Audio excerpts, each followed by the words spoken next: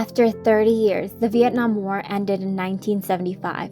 In the aftermath, hundreds of thousands of refugees fled Vietnam and its surrounding countries. As the U.S. took in about 1 million refugees over the course of 10 years, the Boston area was primary destination.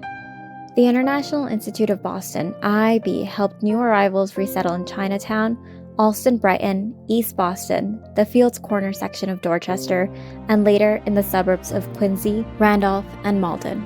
The first group of these refugees were mainly officials from the defeated South Vietnamese government. A much larger wave began to arrive in Greater Boston between 1978 and the mid-1980s with Vietnam's invasion of Cambodia, in 1979, and the genocidal killing fields that followed.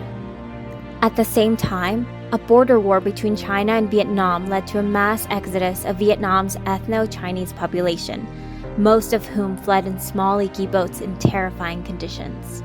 A series of new laws authorized these refugee admissions, but the most transformative was the Refugee Act of 1980. This law adopted the United Nations definition of a refugee as any person who is outside their country of nationality or habitual residence and is unable or unwilling to return due to a well-founded fear of persecution on account of race, religion, nationality, membership in a particular social group, or political opinion.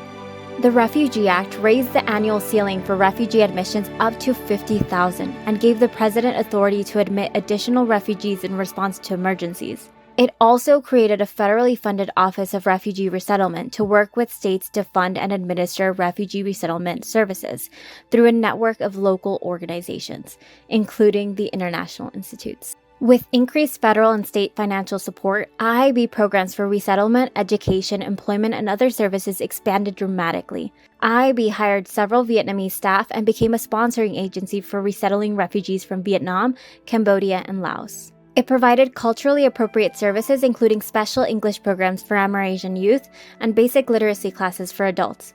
Rooms at 287 Commonwealth Avenue were occupied all day and evening and were partitioned off to accommodate still more classes. IIB board members took a direct role in support, forming a motor corps to meet planes and provide transportation for refugees to their new homes.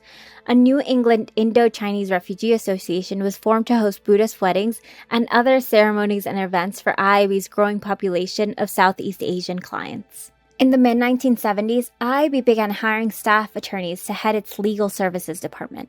One of the first was Deborah Anker, a second-generation American whose parents had escaped the Holocaust. Anker would later go on to teach the first immigration law course at Harvard University, where she founded the Harvard Immigration and Refugee Clinical Program and is still teaching law today.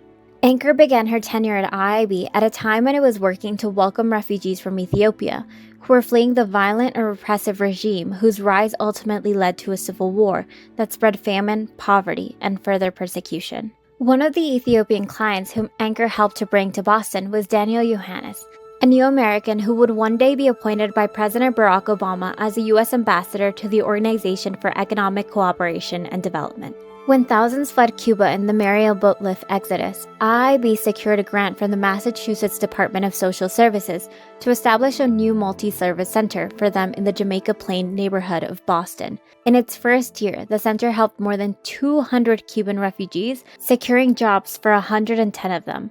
IIB also created training programs and resources for teachers of English for speakers of other languages throughout Greater Boston. It started its first adult literacy class, created special programs to help Amerasian children and their mothers, and initiated a new social services program emphasizing bilingual and bicultural counseling to help address the trauma experienced by refugees both before and after their migration journeys. Today, the International Institute continues to innovate programming based on the needs of new arrivals. We work with the Office of Refugee Resettlement and the Commonwealth of Massachusetts to implement more than 80 federal and state contracts. Our Immigration Legal Services Department provides pro bono or low bono support to more than 1,000 refugees and immigrants each year. And program staff are trained to provide trauma-informed services, and we regularly convene peer support groups and engage with community partners to address the mental health needs of the refugees and immigrants we serve, ensuring they find safety, well-being, and hope in their new homes.